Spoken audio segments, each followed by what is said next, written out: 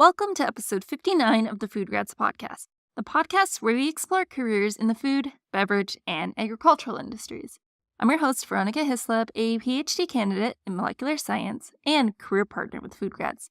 This week on the podcast, I interviewed Erica Rankin, founder and CEO of Brodo. Brodo is Canada's first better-for-you edible cookie dough. Their cookie dough is 100% vegan, plant-based protein, and uses natural sweeteners. At Brodo, their mission is to create a world where someone can eat an entire jar of cookie dough and still feel good about themselves. Delicious and nutritious, that's what they're about. On this week's episode, Erica and I talked about Brodo and how it stemmed out of her time being in the bodybuilder space. Though we spent a lot of our time talking about the idea of what's it like to be an introvert, and especially in the small food business space. I reflected on my own personal experiences being at networking events, while Erica talked about the things she does to recoup from her crazy entrepreneurial journey. We also talked about what it's like scaling your single-person business and the growing pains that are associated, like giving off some responsibility. We also talked about why Erica loves being in the food space, and overall, I just found Erica a pleasure to talk with, and I really appreciate her transparency and just honesty about the industry. Although it's easy to share your victories online, it's nice to hear someone who talks about their challenges as they're going through them and just figuring them out. So because of that, I think that Erica is making things a little bit easier for others to start showcasing their journeys like her. So enough with that introduction. Let's get on with the show.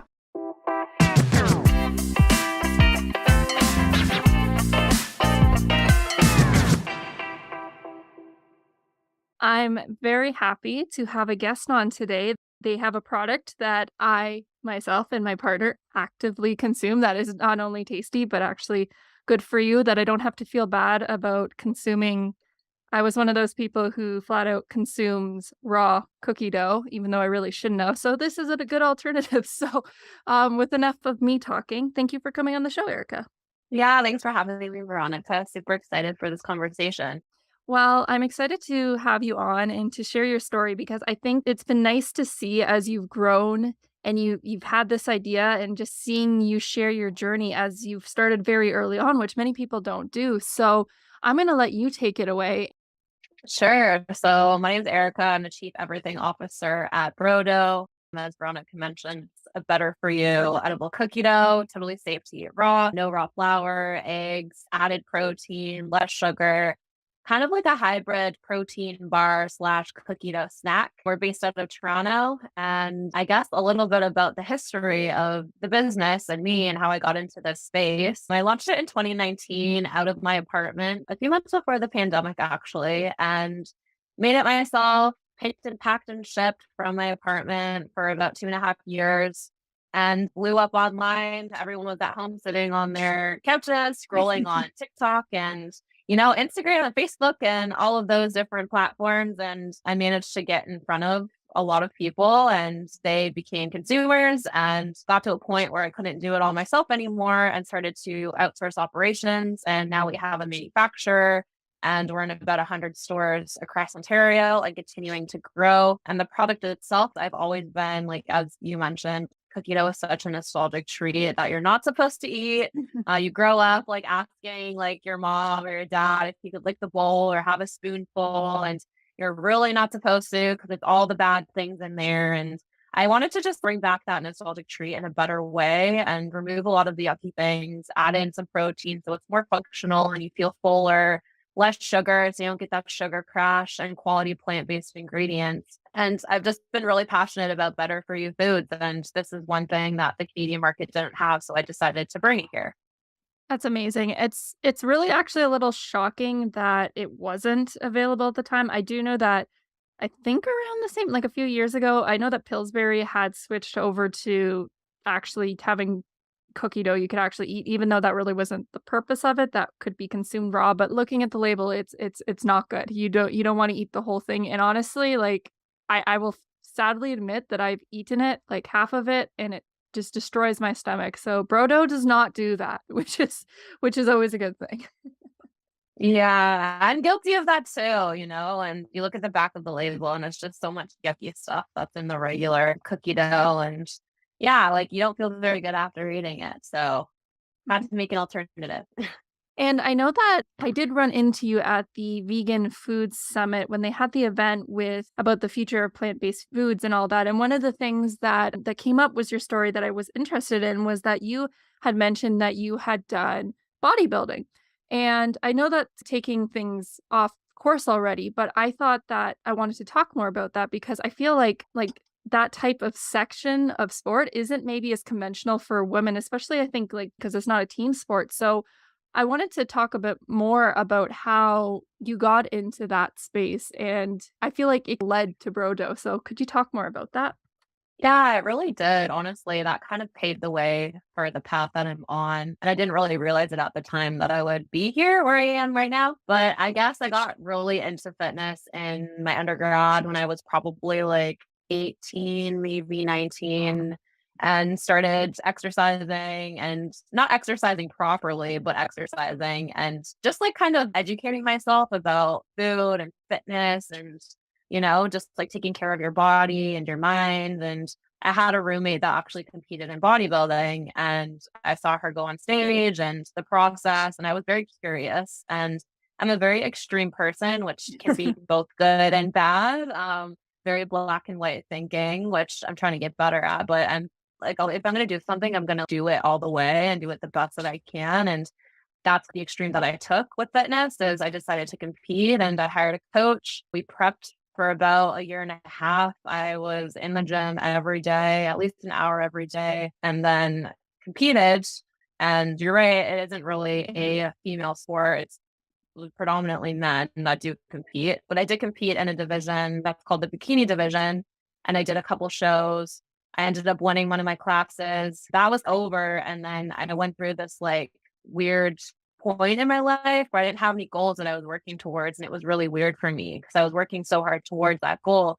So I was trying to find the next thing. And after I like went on a trip to Southeast Asia after that show, I met entrepreneurs and I was like, oh, this can be my next thing, basically. And then I got home and revisited that passion of better for you foods. Cause when I was dieting, I had to basically reinvent a lot of the things that I ate. Like I had to take out sugar and use different types of sweeteners and add protein and make it lower in carbs. And I got really good at manipulating like traditionally unhealthy recipes. And I really enjoyed it. So that's how I monetized my passion, so to speak.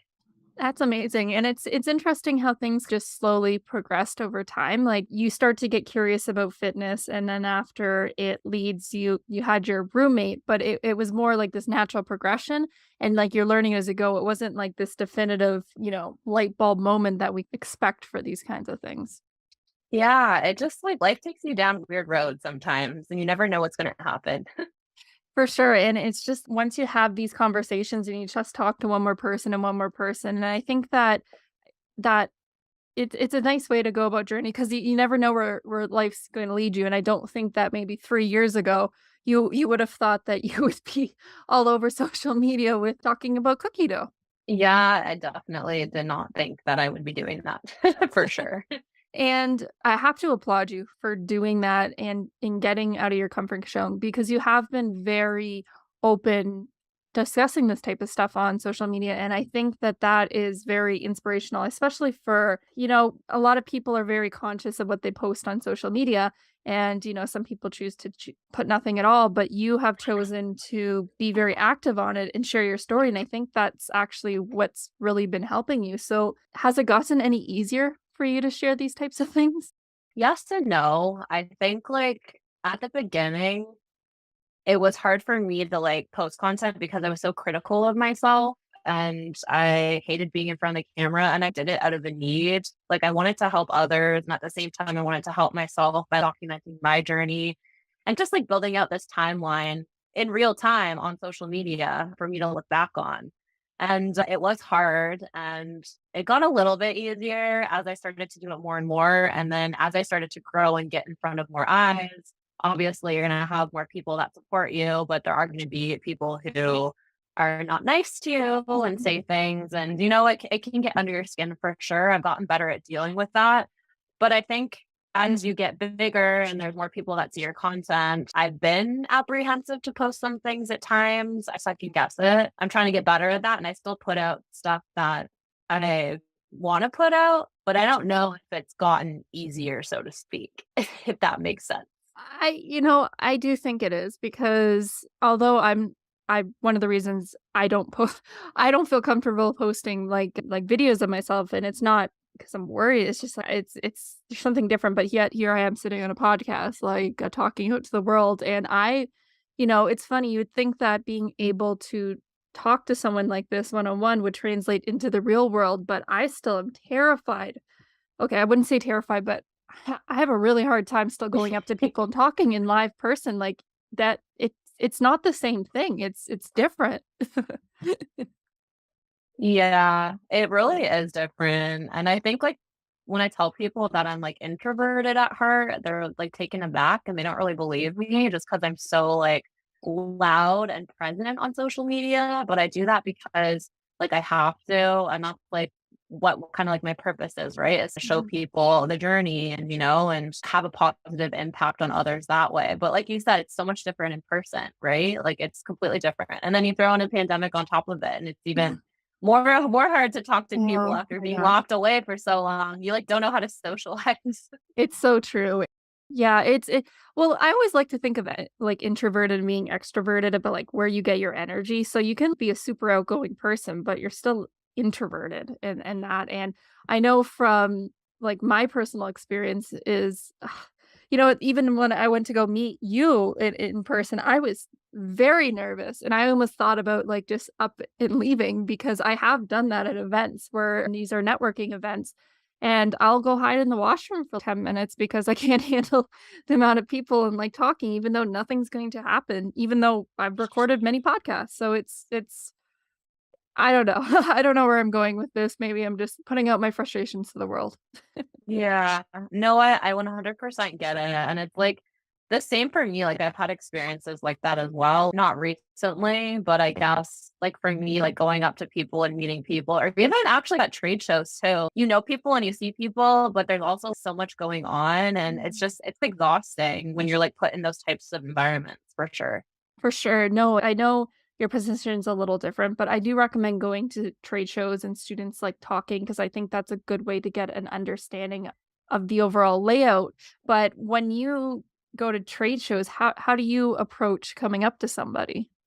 I guess I either know them because I'm so I'm so into like social media, and the trade shows that I go to are usually like CPG, food and beverage focused. So I know a lot of the brands, but I usually, yeah, go up to booths and comment on the booth or the founder or something I found on social media or their product, or I ask them a question, and then that kind of just leads into a conversation.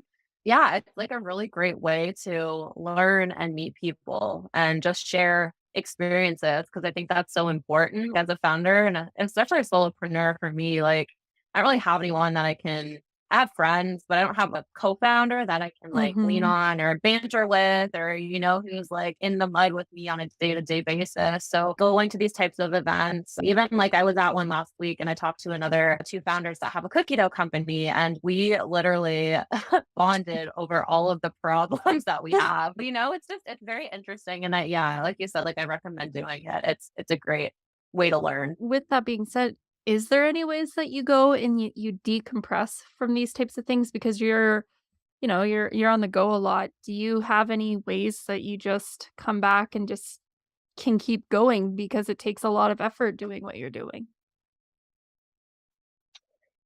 Yeah, like it's really tough, especially if there is like after events or if there's more socializing, or usually I just try to be by myself for a little bit to recharge or with a couple friends and just like maybe go out for dinner, put my phone away, go to bed early. Like last Saturday, we ended up just going out for a nice dinner instead of going out, to like an event, a networking event, and went back, had some snacks, watched a Netflix show, and then went to bed. And, like I think doing stuff like that is really important. And then just like taking time to yourself and practicing mindfulness. And I'm not like a big woo woo person, but I think like journaling and exercising and doing things that fill your cup on a regular basis is super important. I definitely have to agree with you. You sound exactly like what I was like. I went to my first ever science conference in Ireland. So first of all, this was my first time like traveling internationally, period. And then also going to a conference. So it's like the scientist trade show. In a way, you hear lots of people talk about different things. And I could have gone out to the networking event and I realized, you know what? If I'm going to be able to handle tomorrow, I have to go for chill night, eat supper inside, be a little bit by myself because I wouldn't have made it through the week. No, it's good that you Yeah. it's good that you recognize what you need and like to help you keep going because starting a business is not easy. Yeah, it's not. And I think like you can get burnt out and give too much sometimes. So I think it's important to take care of yourself so you can take care of like your family, your friends, like your relationships and your business as well. Cause like for me, if I get sick or if anything happens to me, I'm basically screwed. I don't really have anyone to like hand my business over to, like it's dependent on me and the success of it is dependent on me. And obviously that's not sustainable and that's going to change. But for now, Mhm. like that's the reality of it. Well, with that being said, like I know that you are in a really exciting but like a new challenging space in terms of the next steps for Brodo, which is now that you're in Fortino's and I know that you have your eye on going to the United States, you're in this like middle ground where you've done your small space, but you're starting to ramp up. How has this approach been? Because scaling a product, making a batch of 100 is very different than making 100,000. I don't know. I don't even know what the middle space is, but, how has Yeah. that been going for you? That's honestly like another learning curve. And there's always going to be stuff to learn at any point. It doesn't matter how old your business is or where you're at, there's always the next level. And I think just taking things as it comes and not worrying about what's going to happen like years from now is super key to being successful. But now that I'm here and I'm scaling, I'm at the bottom of the mountain or, like a tiny bit up. It has been difficult. Obviously, when you have a formula you're making yourself, like in a 25-pound bowl versus like a 500-kilo bowl, it is a lot different. There are things you have to change, even just like the packaging and supply chain. And then you have to pay, like when you start towards those operations and you have a manufacturer, then they charge what's called a tolling fee on top of every unit, which is like the cost of labor to make that unit. So it's definitely been a learning curve. It's been an expensive learning curve as well, learning all about cash flow. And like, it's one thing again to be making 25 pounds of dough at a time. But then when you're doing the bigger runs, you have to pay for all of that inventory up front. And you usually have 30 or 60-day terms. So you have to pay your manufacturer on time. So I think it has its whole new set of challenges. I think I was a little unprepared for that. And I only saw the like shiny side of it. Oh my God, I don't have to go to the kitchen anymore. I don't have to slave for 10 hours and screw on lids till my hand bleeds. And, like I was like, I can't wait to get out of this part of my business. And then you get to the next phase and you're like, shit, this has its own new set of challenges. They're just different. It's not necessarily easier, but it's just different. And I'm guessing, like, with this step, unlike maybe the first step, you can more so look online about stories and all that. This has been a lot more learning through conversations and just honestly getting in the thick of it. Yeah, like I think the things that have helped me is just having like mentors, finding a really great manufacturer who is able to communicate with you regularly, almost like hold your hand a little bit and take you on and be very, I guess, open with the process rather than just like shoving you aside and treating you like a number. Like I think having a really strong partner who understands where you're at is really important. I know it's easier said than done because when you're small, nobody really gives you the time of day. Hmm. Only when you start to be big and make a name for yourself, then people start to care. Just, yeah, like asking questions, having the right partner, having mentors, joining communities like Startups DPG, like those have been really great tools for me and to just help me get here. Wow. No, I'm just I'm a little bit speechless because I'm trying to think of all of the logistics of actually getting all of this done and just like constantly staying on top of things because, even just doing food grads and doing school, like there's so many conversations and people that I get involved with. So imagining you trying to do this with your own business, it's amazing, honestly. Thank you. Yeah. I guess you have to make time for things. And that's just been one thing that's been really important. If you have one conversation can literally change the whole trajectory of your business, right? Like I have saved so much time and money and energy just by talking to people who've done what I'm currently doing because they've been there and they can tell you what to do and what not to do just based off of their experiences. So it's definitely worth it. That makes sense. I know, and it's so you gotta keep reminding yourself of that, I can imagine too, because as someone who is, as you mentioned, like, being introverted, you don't always you want the end point of, being in that good, close relationship with someone else, but getting there can be a little exhausting, and, yes, it's amazing how one conversation can change, like, the whole trajectory of things. Yeah, absolutely. And one of the things I was also wondering though is, this is really different from what you were doing from your undergrad degree. And I know you've moved into the food space and you're learning more about it, but I know you've had your struggles, but what you've been enjoying about this whole journey? Like what do you love about being in the food space?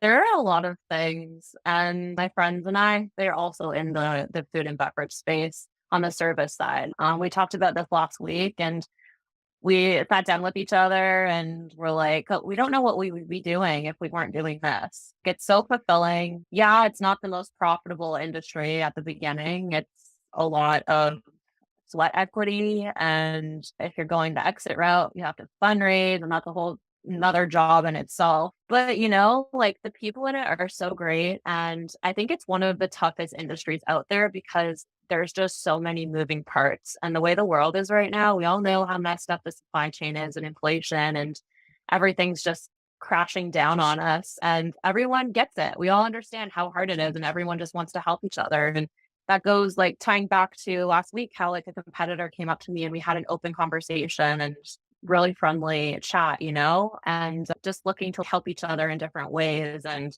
we're all kind of fighting the same fight. So definitely that side of, I guess, being in this industry is just the people in it. And then on top of that, it's just the product side. Like I made this product in a freaking commercial kitchen and I used to store it in the trunk of my car and I drove around in like the Canadian winter with my heat off.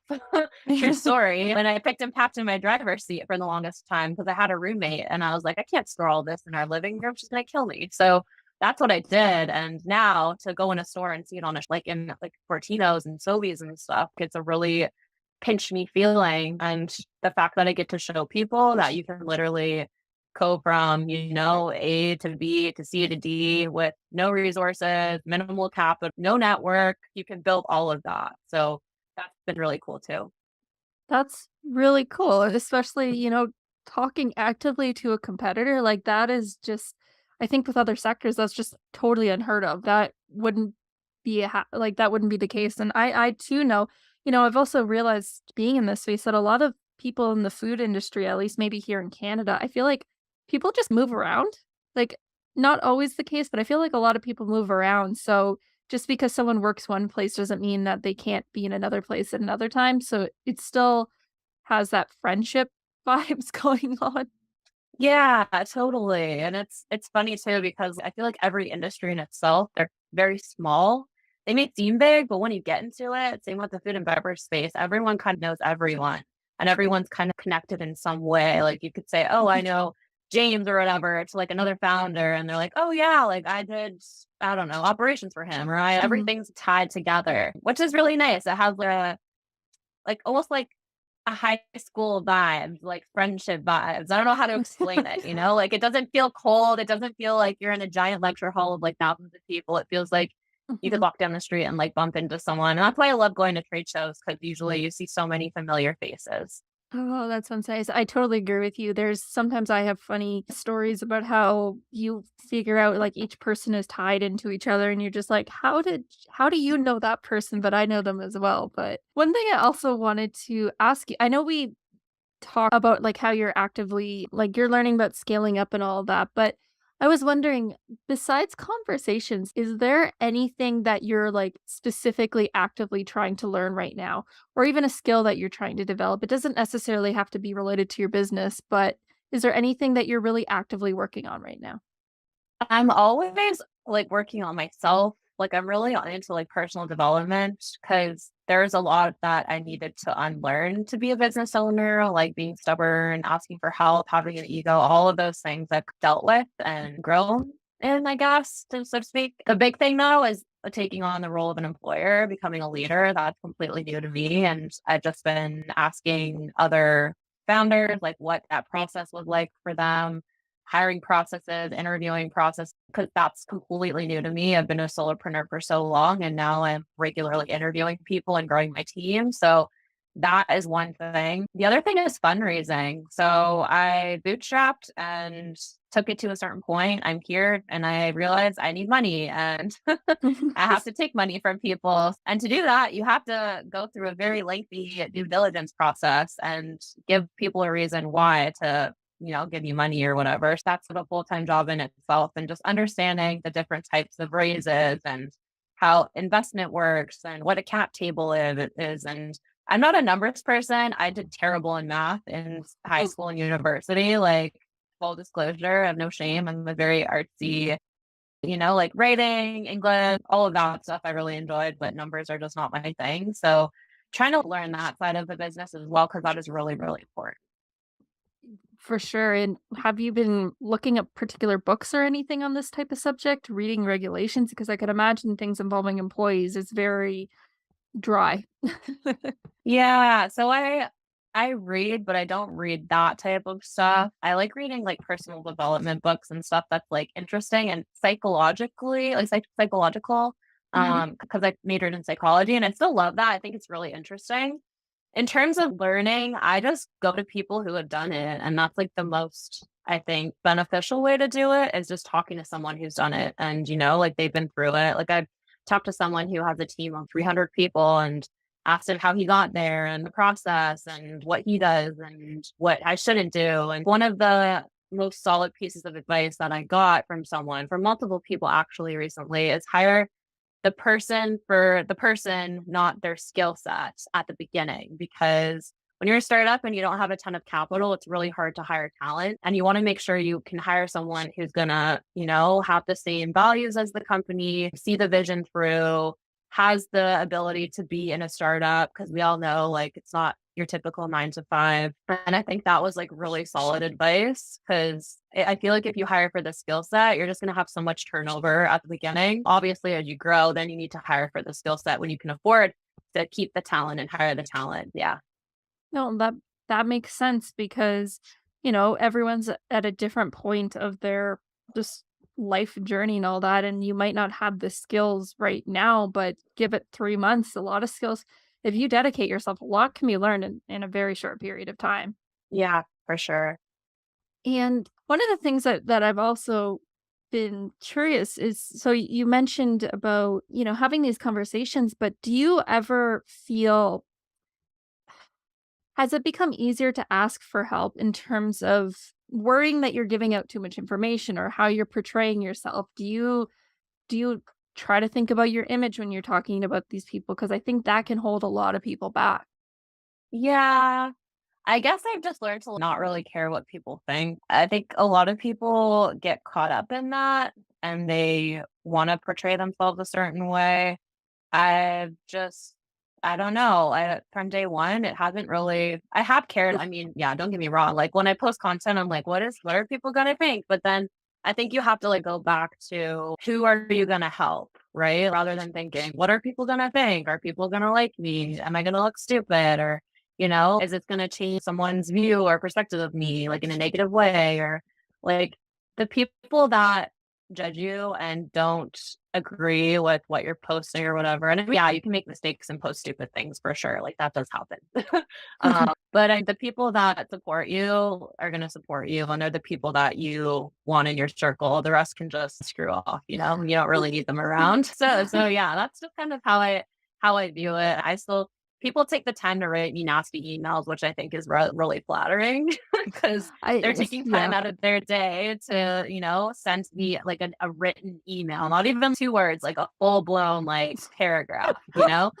So it's like you have all this, you have an energy bank and you're spending it on me. Like that's, like that says a lot. I think just remembering that you're going to have people obviously that like are haters, but you're going to have people who love you. And I think, yeah, just like being yourself, like the people that you should have around you are going to naturally gravitate towards you. Well, with that being said, I know that you are recently looking for, I think you recently hired or you're looking for someone to help join in your marketing team. So, what type of things are you looking for when you're looking for someone to help you out as you continue to grow? Yeah, so I had an employee and he was with me for 9 weeks and he got hired at a bigger CPG Oh company. gosh. So he left because I hired for the skill. But he was really great, honestly. I had a really great experience with him. He had a lot of value. But again, he had a master's in marketing and it's hard, like when you're a startup and I'm not even paying myself. So everyone gets paid before me. And that's the way it's going to be to like get this thing off the ground. But yeah, so I went through and like interviewing a few weeks ago and I found someone and he started this week actually. And he's just been like an admin and he's graduating with a degree in marketing and it's like a really good entry level job for him. And one thing I asked every single person I interviewed was, what are 3 things that are really important to you? And it was really interesting to hear the different answers. Some people said my family, my dog, my mom, my best friend. And then there were some that said, oh, like personal development and, taking initiative and, different things like that. And that's what really resonated with me because those are all things that are values in my company. And that's what narrowed everything down for me and helped me pick who I was going to be bringing on. And again, like going back to hiring for the person, not the skill set, there are always going to be things that they can learn, right? Like Mhm. your job as an employer is to train. I think if you hire someone who is really willing to learn, has the same values, sees the vision of the company and is willing to stay long term, you can add those skill sets in and continue to teach them and have them grow with you. We'll see how things go. It's been a few days. We're just working together and learning, and we're going to meet in person next week because he doesn't live locally. Yeah, I'm excited to continue to grow out the team for sure. I wish you luck with everything. I want definitely the best for you and all that, but I have to then turn the question to you. You just handed me a question. So, what are 3 things that are important to you? Yeah, gosh, so This is many how people things. this is how the people felt on your interview. Yeah, it's funny because I love like watching them squirm and ponder the question. I'm like, yes, it's my turn. Because yeah, I've been interviewed so many times and it's so uncomfortable. And I do feel for them on the other side for sure. But I think so authenticity is really important to me. I always try to be as transparent and open as I can be on my platform because I know how much bullshit is out there and Mhm. there's this big misconception about entrepreneurship and like I fell victim to it too and I got into it and I realized holy this was really a lot harder than I thought and I'm glad that it is because it wouldn't be as rewarding if it was easy. Personal development, like I said, that's like huge for me. I always want to be a better employer. I want to be a better entrepreneur. I fear complacency. Like I don't ever want to be complacent. I want to always be growing and evolving as a person. That's like super essential. And then just like health, and overall well being, like taking care of your mind and your body. And it allows you to take care of others and take care of your business. And I think that's really important. And that's one thing that I completely neglected for my first like year and a half of being a business owner because I felt guilty whenever I did take care of myself. And I didn't realize, oh, like, I'm actually charging myself so I can continue to work and, do the things I need to do rather than hitting a wall and burning out and working, 100% of the time out Mhm. 20% battery. For sure. But you know what? As bad as it sounds, I do think that sometimes we need to go through that, not because we need it. It is bad for us, but almost as a reminder. So when you are finally ready to be on track, go take care of yourself, you remember that I can't be like that. And I guess it's better to learn it early on in your life when you're younger than when you're older and you realize that your bad habits just continued led up to this way. So at least I'd like to think. Yeah. No, I agree. And it's a lesson, right? Going through that, like really feeling the effects of being burnt out and stuff, like Yeah, it is a reminder and it makes you more aware, right? Like it's the same like when you have a big financial loss or if you make a stupid mistake in your business, it hurts a lot and then you learn from that. Versus if you work in another company or if you're working a 9 to 5 or whatever, if you make a mistake, you get a slap on the wrist, whatever. But if I make a mistake, it impacts me directly. I think going through that and having those not losses, but lessons is super Hmm. important. So a good way of going about it. Yeah, thinking about it as lessons because it's yeah, with everything I've done, I've never thought about doing what you do. Like it's just something of a path that just nope, not for me. But I commend you for it. And that's totally okay. Yeah, thank you. Honestly, that's totally okay. It's not for everyone, and everyone has their own like wheelhouse, like the things that Mhm. they're good at and stuff. And I know what I'm not good at. And if you're not happy doing something, then you don't have to do it. You have to figure out what works for you. I think that's true because especially like I commend people who do it, but I've also realized that, maybe in the future, you never know, but like right now at this point in my life, it's we're in an age where a lot of people are talking about starting businesses, starting all that type of stuff. And I feel like you have to have a certain drive and all that. And, some people are adaptable to those situations, and then some people are better at the support role, which is something that I would rather be is that person to support the other person because, I just think that's where I fit myself better. Yeah, and I think it's important to recognize that too, because this path is not for everyone. And there's been times where I question it as well. And when I really built for this, I don't really know. Still to this day, I sometimes question it. But I have friends who, like, like they work for companies and they're so fulfilled and they're so happy and they're treated so well and they love what they do. And it's whatever suits you and whatever makes sense for you. There's no right or wrong path by any means.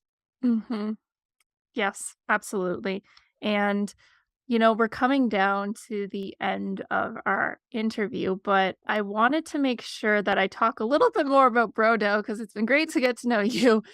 But I just wanted to bring it back a little bit more and just ask, was there any unique stories behind any of the flavors that you have for Brodo? Or were they all just, I really like this, I want to eat this, let's make it?